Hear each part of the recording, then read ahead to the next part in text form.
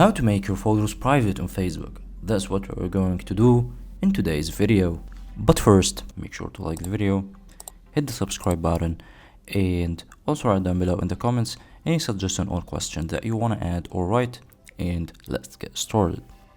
So first of all, we're gonna go to your profile from here and go to facebook.com and go to the photos section. Open the photo that you want. I'm gonna click on it, and on the upper right click on the three dots, then click on edit post audience. You can choose now to click on only me, so this basically makes the post or the photo invisible to everyone except you. You have also other options. You can choose to make it public or make only your friends see it.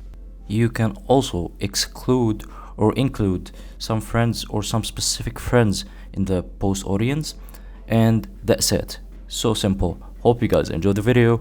Don't forget to subscribe to our channel and like the video and hit the like button. Don't forget also to write down below in the comment section any suggestion or question that you have, and have a nice day.